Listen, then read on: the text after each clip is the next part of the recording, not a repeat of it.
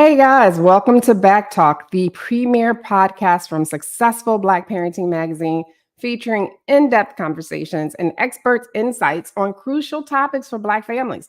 We are ranked one of the top 4 Black family podcasts on FeedSpot. Woo! I'm your host, Janice Robinson Celeste. And parents, can you remember the first time that you realized the importance of mental health in your own life? Like maybe it's time you couldn't stop crying. Maybe it was just a breakdown. Maybe it was just something you're dealing with. You can't make ends meet.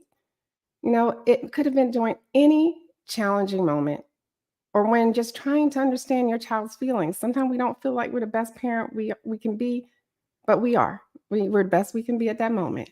But today, we're going to be discussing a topic that affects many families, but it's often hard to talk about, especially in the Black community: mental health and suicide, especially among teens. But before I begin, I would like to issue a trigger warning because this episode will cover those sensitive topics and it may be distressing to some. If you or anyone you know is struggling with these topics, please reach out for support and let's dive into this important conversation on how we can better support our teens and each other in mental health. Here we go.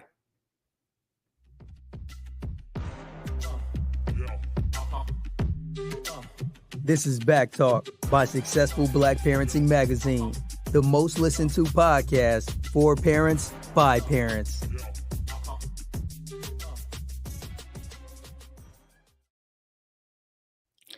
Hello, everyone. Thank you for tuning into Back Talk by Successful Black Parenting Magazine, your go-to podcast talk show for parents.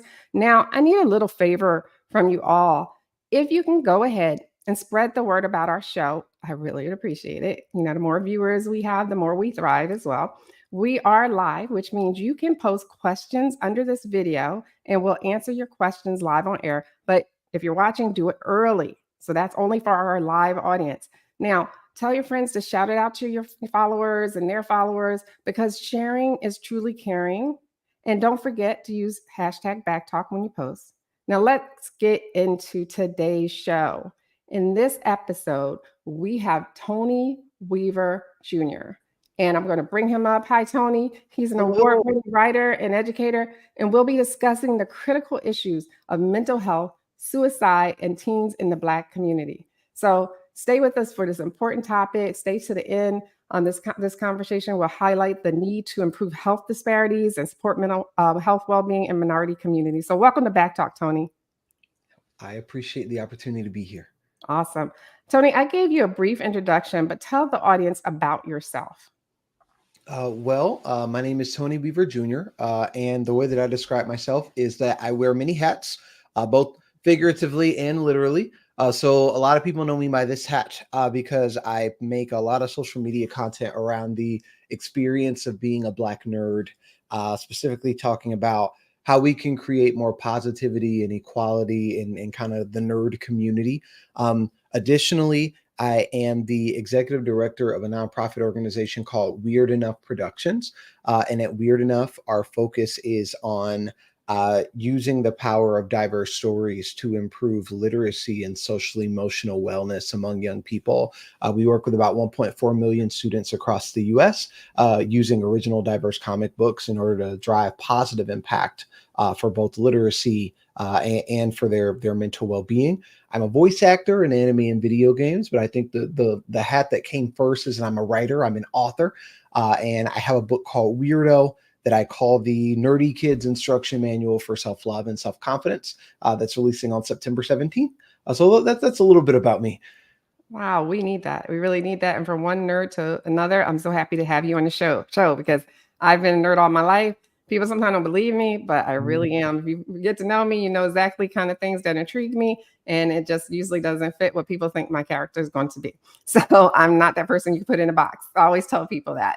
I feel you 100%. I think there are occasions in which people have limited views about what we're capable of being and who we can be, what the possibilities are for us. And nobody ever really gives you an instruction manual for how to stop someone else's possibilities from limiting you. So it's a difficult but worthwhile thing to learn. Right. Now, I love your positivity. And I know you have a story about your personal journey with mental health and how it shaped your perspective on its importance. Can you tell the audience about that? Yeah. So Weirdo is a graphic novel memoir. So it is a bar for bar retelling of some of the highlights across my mental health journey, things that I learned as a nerdy Black kid growing up in Atlanta, Georgia. I think that mental health is really important for me because I'm very open about the fact that I'm a suicide survivor. When I was younger, I struggled significantly with loving who I was, understanding that the things that made me different were positive things and not liabilities. The story that I always reflect on is that when I was younger, because of the things that made me different, because of the fact that I kind of looked at the world a little differently, I was a little whimsical, if you will.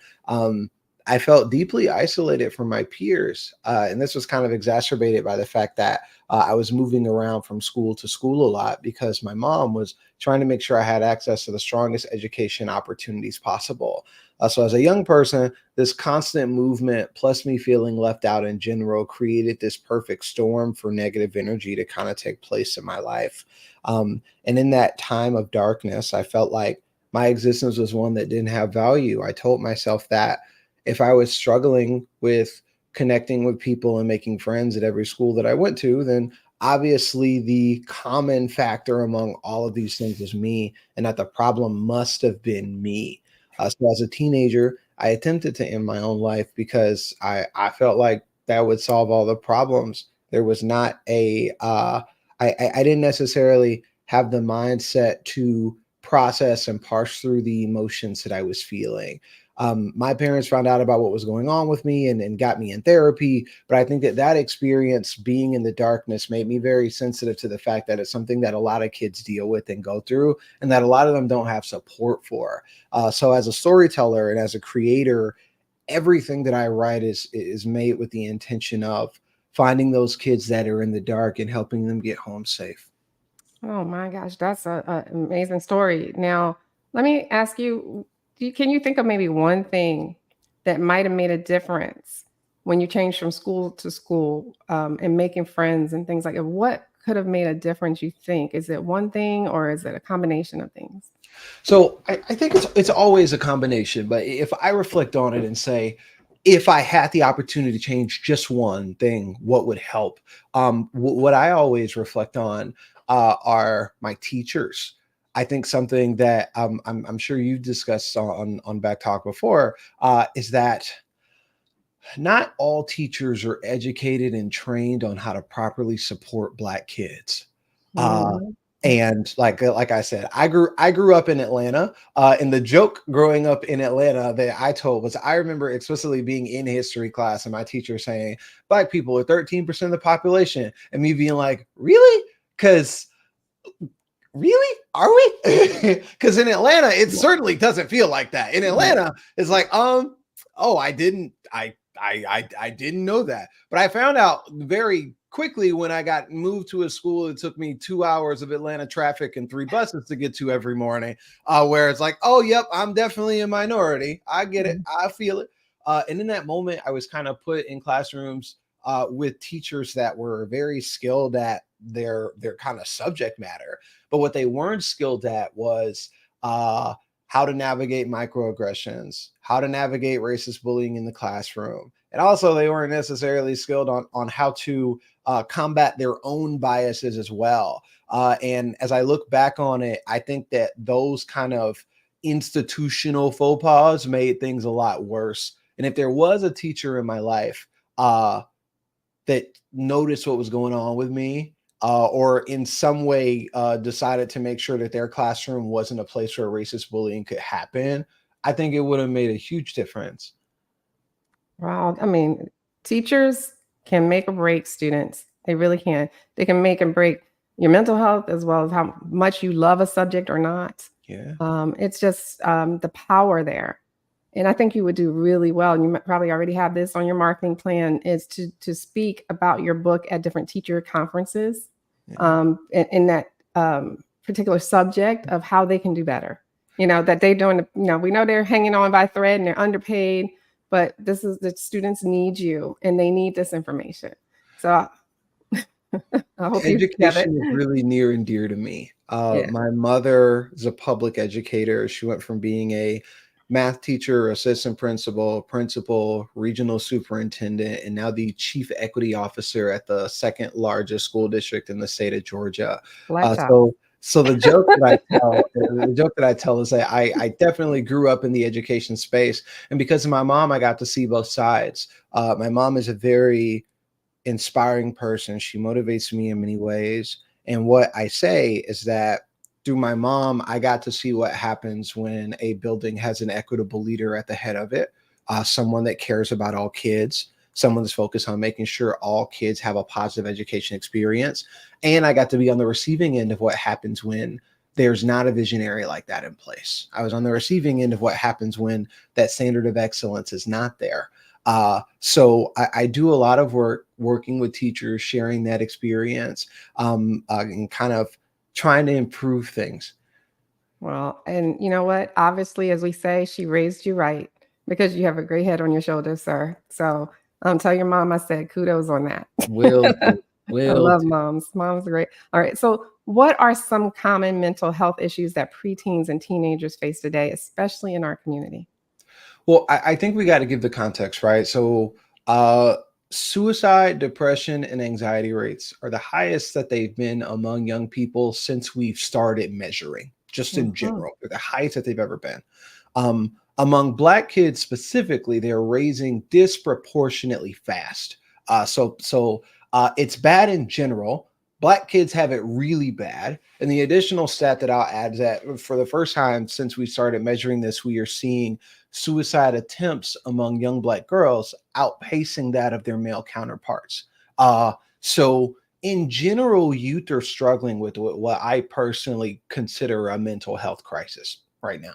It absolutely is. Um, Yes. but additionally, in the Black community, there are some especially difficult things happening, and I think it makes sense when you put it in context. You think about like things were really bad before COVID in general. However, you add distance learning into the mix, and we for Black kids, distance learning looks a little different depending on what income level you're at. Like I share a room with my two brothers, and now we have to do distance learning. I don't have an office or like a desk to go to. I'm just in my room with my two brothers for hours a day, and you expect me to be able to focus, and that's really difficult for me to do. We did a lot of work with one of our partners, AT&T, on closing the digital divide and making sure that during distance learning, kids had access to technology and learning tools. But on top of that, for Black kids during 2020, not only do we get distance learning, we also get George Floyd. So I get stuck at home. I can't go anywhere. I'm isolated from my community. A lot of people use media for escape. And when I turn on TV to see media to escape, what I see is someone that looks like me being killed by police, and people telling me that it was his fault and saying all these horrible things about him and that he had these drugs in his system and that he did it to himself. What does that do mentally to the mind of a young person? Mhm. Nothing good. So these issues, the kind of big bucket items like suicide, like depression, like anxiety, they're difficult. What we're noticing right now as well is that young people are expressing feelings of loneliness, feelings of hopelessness. There's not connection, and not only is there not connection, there's no optimism that things will get better or improve. And I think a root issue for a lot of these problems comes from the fact that we don't really teach kids how to build or develop positive mental health or a positive sense of identity. I Mm. remember when I was younger, my dad would read me a lot of children's picture books that would be filled with all these positive messages. So if I think back, there was not there was not a day where my dad wasn't in front of me with a book like "Be yourself, son. Love yourself, son. You're an amazing human being." And all that stuff is good. Like that's fine and dandy, and I support it. And but a lot of times we think about mental health for kids, we think about it in terms of like when they're 3 to 7 years old. It's really easy to go, "You're amazing," and just kind of throw that at them and let them sit with that. It's difficult to go, "Someone called me a slur today, and I don't know how to process that information at all." We can't really just, well, you're amazing. You're a great human being. Mhm. Love yourself. We got to give actionable tools to help kids develop a sense of identity, and also active tactics in order to protect that sense of self when it's challenged, because it will be. Absolutely, absolutely. And you know what? I'm just going to touch on some of those points because I feel them. And what people don't understand, from students to the workplace, is that when things happen to people like George Floyd, we carry that around every time something happens to a Black person. We don't forget it. We know it could have been us.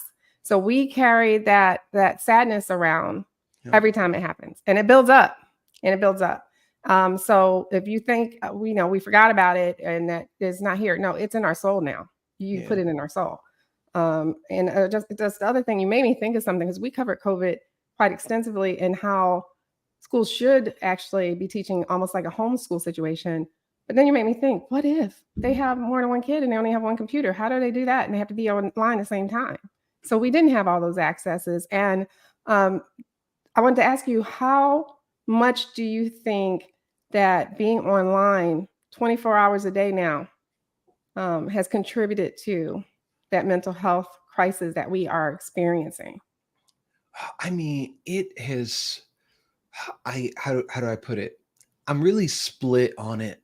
It's difficult for me to give a completely nuanced view because there's just so much information to process in that category on that subject. On one hand, we are able to look at the internet as this place where community is capable of happening. When I reflect to what was going on with me and when I was struggling, one of the key things that encouraged me to get help and that encouraged me to learn how to ask for help is that I had an online community that I could talk to more than the kids that I could talk to at school. I played an online game called Maple Story where even though at school I was the weird kid and I was getting bullied all the time, on Maple Story, I was a level 80 Dark Knight and I had a really cool spear and I was a part of this guild called the Maple Men and we were really tight. We were close and they noticed what was going on with me. And there were actually adults in my guild that were like, you need to go talk to your parents, like immediately. I need you to go talk to your parents. So on one hand, I've experienced positive online community and what that's able to do for a young person when they feel isolated. On the other hand, media literacy, digital literacy, and technology literacy are not being taught as clearly as they're supposed to be. The rise of social media, self-comparison, sacrificing who you are for likes and engagement, some of the negative examples and talking points that are being subtly communicated to kids via these streamers. Like I go to schools to sit down and talk, and I've got 13-year-olds saying Andrew Tate stuff to me, and I'm like, that shouldn't be. Mhm. I don't know how you got a hold of this. It's the social media and the internet, the same way that we're kind of throwing kids to the wolves with their mental health because we're giving them kind of open-ended platitudes instead of actionable tools. The same thing happens with the internet. We don't give them the tools for media literacy, how to parse through this information, how to know when they're being manipulated, how to know when their insecurities are being preyed upon. This is a completely different thing because we don't have legislation that stops companies from doing that. We are taking literal children and putting them in the ring with multi-billion-dollar companies that monetize based on your insecurities, that have psychological triggers and nudges that they've invested millions of dollars into testing and reiterating that are going to encourage a certain type of behavior in you.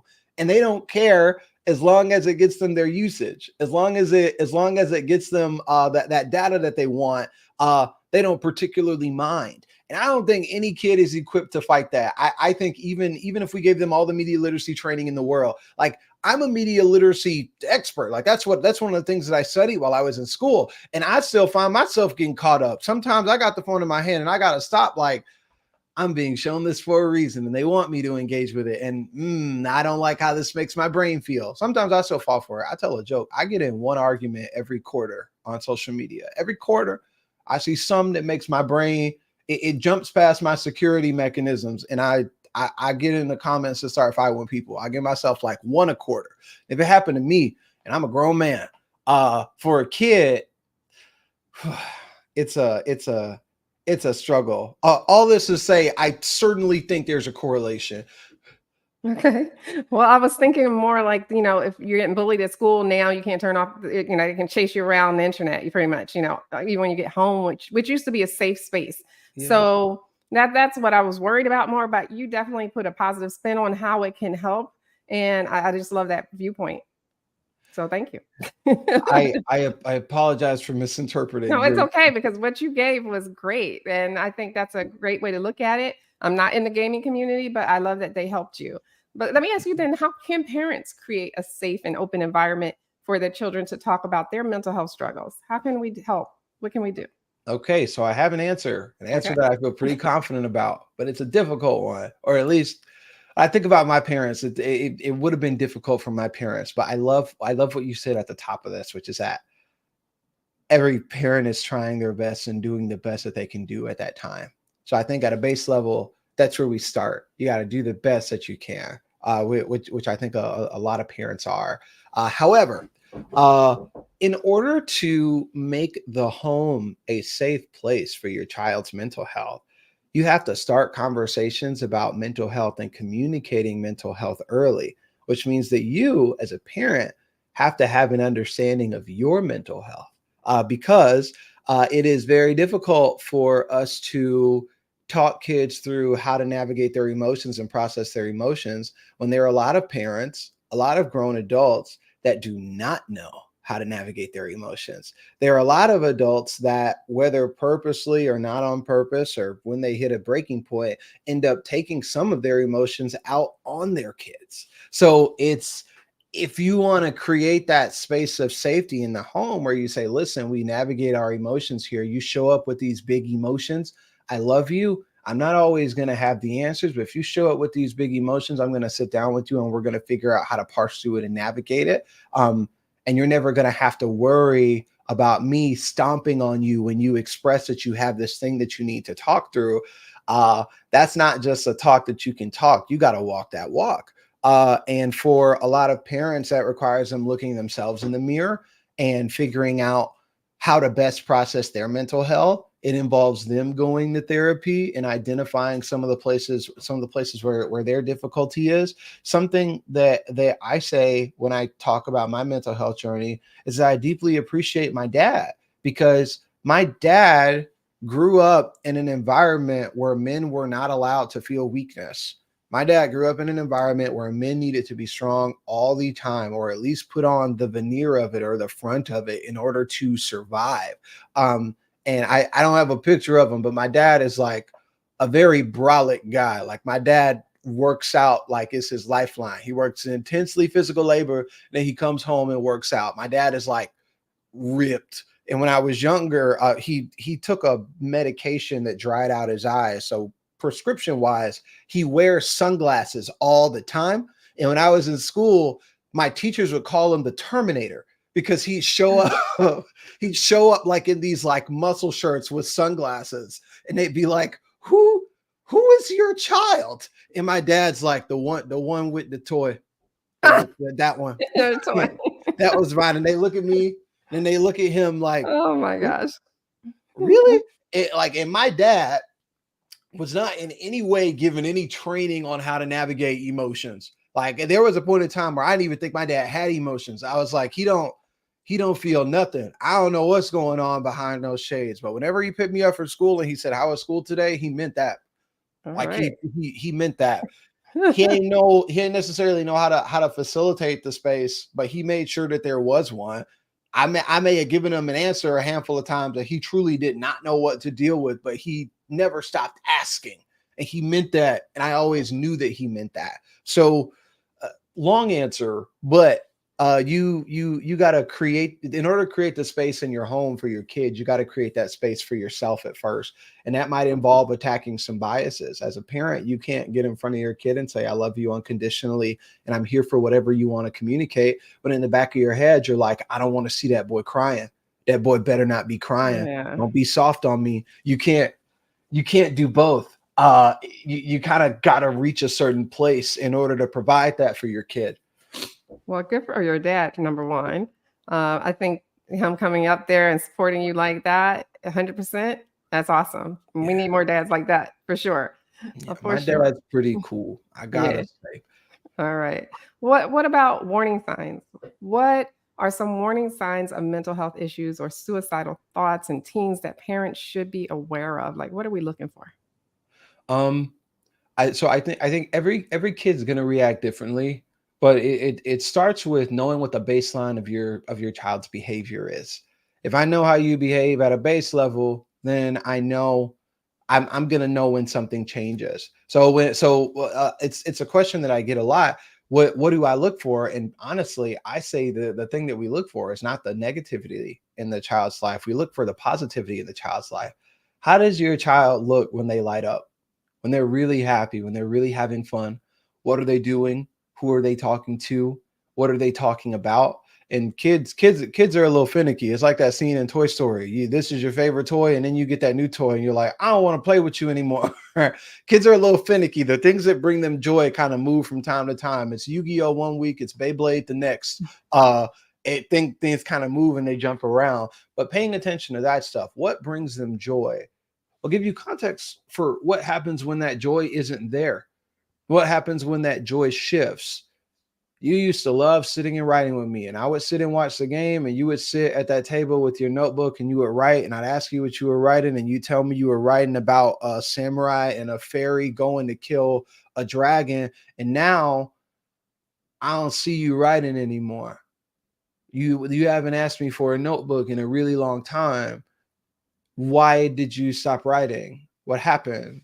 Um, I think recognizing those positive things and those positive things will give you insight for what happens when they're not there. I think, and here's the how do I put it? Here's my controversial take that I say actively as a kid who has experiences, or a person that has experiences uh, being a young person with challenged mental health, but not as someone that's a parent. Um, we really, really got to be active with these phones. We really got to be active with these phones. Do not give your kid the phone and just like be like, all right, that's your phone. Have a good time, and kind of throw them to the wolves. There needs to be some form of supervision or conversation that happens before they receive that device about, hey, this is something that I'm giving you for communication. Things are a little dangerous out there. So even though it's your phone, I am going to be with you. Understand that your activity on this device is something that I will see and have access to. I'm going to do my best to give you a modicum of privacy, but that privacy does not come before your safety. As your parent, that's something that I need to ensure. So with the technology, you can also kind of tell, who are you watching? You got Andrew Tate. Who's this guy? And then you go look, and he's like, "All women are thoughts," and you're like, "Oh, this is horrible. This is horrible. Put that down." What are you? Mhm. What are you doing? You sitting in the car, and your kid calls somebody a slur or like some word, and you're like, "Where'd you hear that from?" I don't know. Aiden Ross, probably. Right.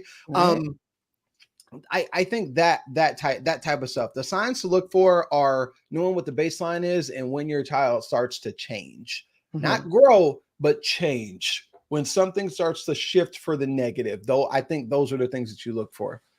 Wow, I love that answer because you do have to pay attention. I like that you pointed out what their joy looks like, and then what's the opposite of that. And if that's what you're starting to experience, maybe Yeah. to look a little deeper. So that's awesome. Instead of giving symptoms, that's absolutely perfect.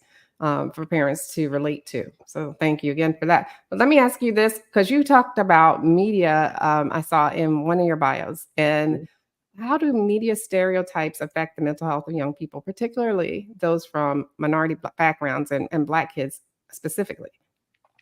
So I think it looks a little different now because thank God there are so many Black creatives working to create a space where positive representation is shown and seen.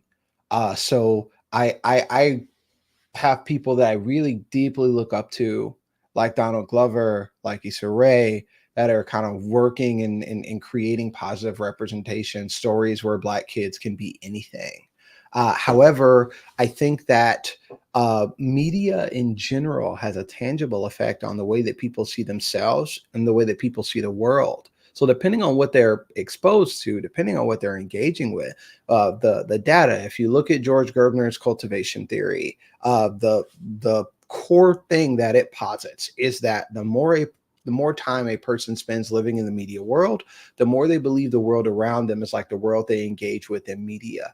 So for young people that are impressionable and haven't had the opportunity to literally go out and see the world, a lot of what colors their kind of points of view is what they see on TV, is what they see on social media. This is the way that they believe they need to act. And I think that as parents, we gotta be, I say we like I have kids, I don't. I think that parents need to be mindful of what their kids are consuming, and not even necessarily in a way that they're policing it, but in a way that they're talking to them about it. So I'll tell another story about my dad. I don't feel he's gonna listen to this and go, "You ain't telling me all that." I don't think he's heard this one. But my dad, like I said, educator mother. My dad only has a high school diploma, but he worked full time to put my mom through her undergrad, master's, and PhD because he was like, one of us is going to Man. school. It's not going to be me. So you got it. I'm going to go Yeah. to work. But he really cared about education, right? So my dad was really focused on making sure that I was reading. So my dad had to take me to Borders, and he knew that I would be in the manga section, all these books that you see behind me. And I would come to my dad with books, and he wouldn't even look at the book. He'd be like, "You reading? That's the one you want." Okay. it just by the book. And as I look back on it, I'm like, there are things that I needed to unlearn as a grown man, like something I had to go to therapy for and talk with somebody about, that I picked up in a book that my dad bought me when I was 14 because he wasn't paying attention to what I was wasn't paying attention to what I was reading. Now, in my defense, I was certainly hiding what I was reading. Like it wasn't like he just wasn't paying attention. There was an active plan of deception on my part. But what I'm saying is keep an eye out for that. Like really, what are you reading? What are you watching? Sit down and read the book Absolutely. with them. Absolutely. And it happens younger and younger these days. So we had an incident where just on the TV, I have a grandson and he's autistic. He's 5, about to turn 6. And he was watching what we thought was Minecraft, right? But he was watching grown men playing Minecraft Mm. and they were cursing all Yep. through it. Yep. And I just happened to be next to him and I didn't even know YouTube was on this television. All right. So I was like, what are you watching? And he can control anything, he has that mind, just goes. And so he said, they said a curse word and it was like MFer. And oh, no, I'm gonna kill you, MFer, or something like that. And I went, what? And I'm listening. I'm like, no. And then because he's smart, I tried to block it, took the YouTube off. Something told me to put the pin in since that was an option. Soon as I turned around, he grabbed the remote, tried to download YouTube again. And just because of the pin, it would not work. So it happens younger and younger. You don't know what they're being exposed to. You really have to sit there with them. I tell Yeah. parents all the time, don't leave the computer in their room. Have it in a open space where the family can hear things in an earshot. So yes, younger and younger. Absolutely. Now, I wanted to ask you because I was a high school teacher. And I remember one of my students coming to me and saying they wanted to know if they could talk to a counselor. They really wanted to get mental health care because they were having suicidal thoughts. And I said, sure, I can take you down to the counselor. He came back to me and said their parents refused to talk to the counselor, refused to get him any mental health care, and that he has to talk with their priest, and that's all they will allow. What do you feel about that? I think it goes back to what I said earlier about how we have to fight our own biases. Uh, that story hurts my heart to hear. Uh, I grew up in the church, very much am still there. My parents had me in church every Sunday, but when it was expressed to them that I might need therapy or that I might need that mental health support, they were immediately like, "Okay, where do we go? Where's the therapy? Is there a therapy store? Is it like Walmart but with therapists? Where do I go? What do I do? How do I find this person?" Um, I think navigating mental health with a young person is something that requires courage.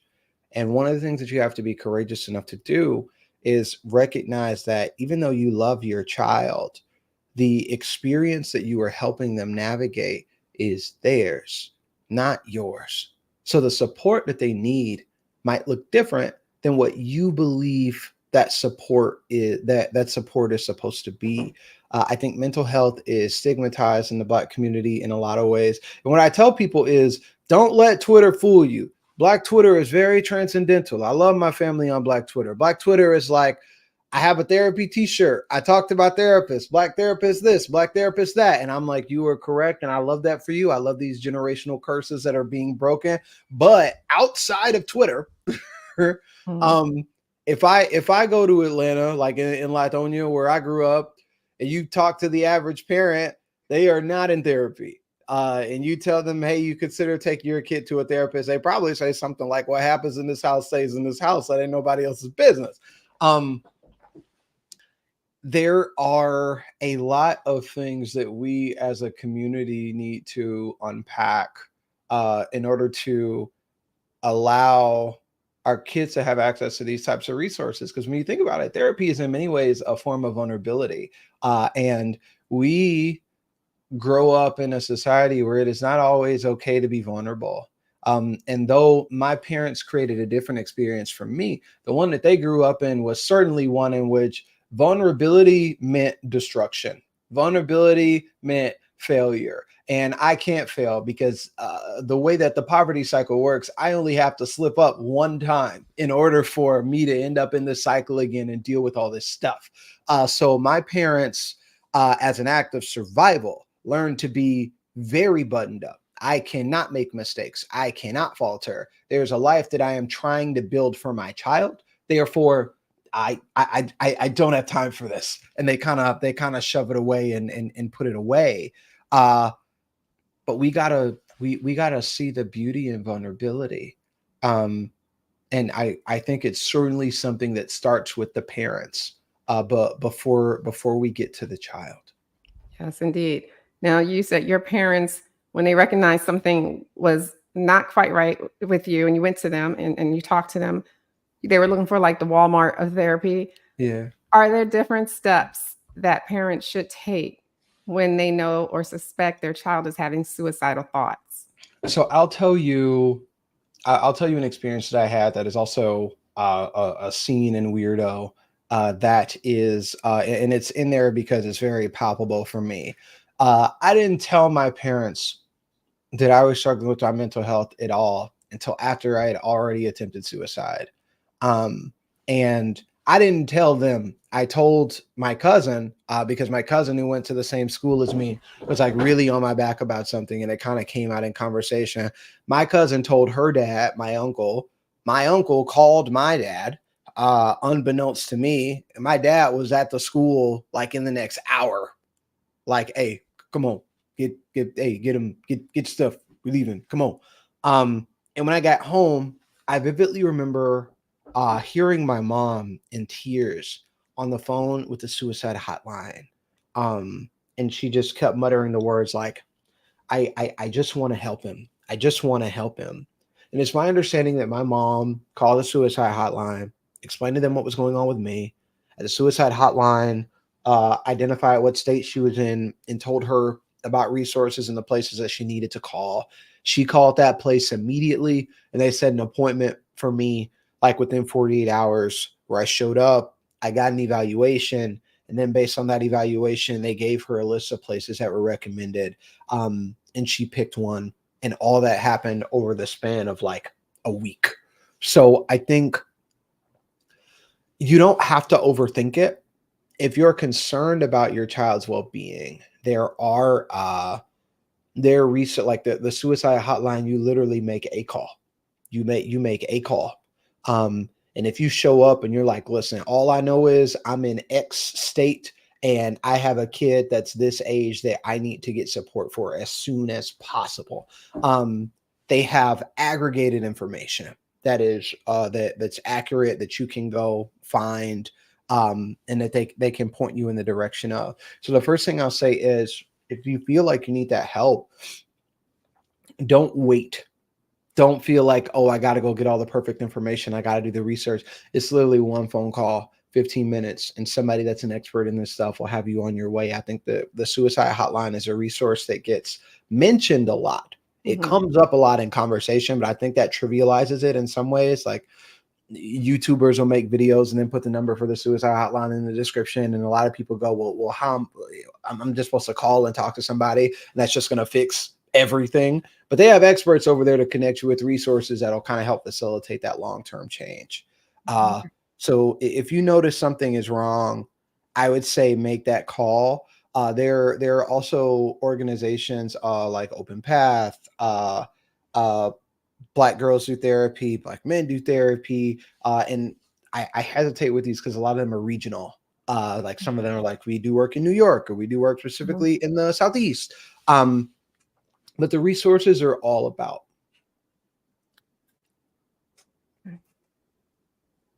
Okay. Well, I want to just say I'm so glad that your mother got on and called the suicide hotline and got you help, because Tony, you are a national treasure to the Black community, the information that you are providing. So thank God for your parents paying attention, for you going to your parents and, getting connected with the online community who helped you out, because the Black community needs you. So I just want to make sure you understand that. And because we're running out of time though, Tony, I want you to tell the audience more about your book. Yeah. Tell us about it and where to find it. So I've been talking about Weirdo. It is a middle grade graphic novel that, like I said earlier, I call it the instruction manual for self-confidence and self-esteem. It is a retelling of my story, overcoming suicide and learning to love all the things about me that are different. And it's my goal that it will be a step-by-step actionable guide for young people to read and find their own self-love, move towards their own self-actualization. It's being released on September 17th. And it's available in Barnes & Noble, Amazon, Target.com. If you go to Bookshop, you can pre-order it at your local bookstore. And what we're asking people to do is pre-order because pre-orders have a tangible impact on the way that a book shows up. We got some news a few weeks ago from a major book retailer that said that they were not going to be stocking the book at launch. And the best, I didn't receive a reason, but the best approximation that I can make is that since I'm a debut author, they don't know me. They're like, Tony Weaver Jr., I don't know that guy. I don't understand that guy. I don't know if this is going to sell. So pre-orders are huge in helping understand the demand. And I feel like for kids and for parents, but for Black kids and parents in particular, there is a demand for books that talk about mental health, for books that tackle the negative issues, but are also very positive in nature. Weirdo is a positive book. It's a triumphant story. And it's my goal that for any kid left in the dark, it'll be a lighthouse for them to help guide them home. And I'm doing everything that I can on my platform in order to drive that. But ultimately, if I can't get it on a shelf for that kid that's outside of my network, outside of this network, that needs it, I need it to be staring at that kid on the shelf when they walk in the store. And that's kind of what I'm working towards. We're asking people to pre-order. All right. You hear that, everyone? Go get the book. Make sure you pre-order it. Give it to your kid and help them out. You never know. I mean, it's hard out there for kids now. High school kids have so much on their back, so much more than even when I was going to school. And I worked a part-time job while going to school, but they have so much going on. So hopefully your book can help them out. I want to thank you so much for coming on the show. You've been delightful, absolutely delightful. So thank you so much for your time. No, I hope to talk to you again soon because I think you have so much information. I only got to ask you like half of my questions because you're just so intriguing. So you got to come back, okay? Will do. Promise? Okay. All right. I will be here. All right. Sounds good. All right, everyone. Well, thank you, everyone, for listening. And a big shout out to all of you who are tuning in every week with us. And I want you to make sure you go and follow us on successfulblackparenting.com. We have such great information there. We want to hear from you, want to see you, want to get feedback. The more you engage, the more we all can thrive. And we'll be back next week with even more. I want to wish you all the best and much success. Take care and thank you for listening.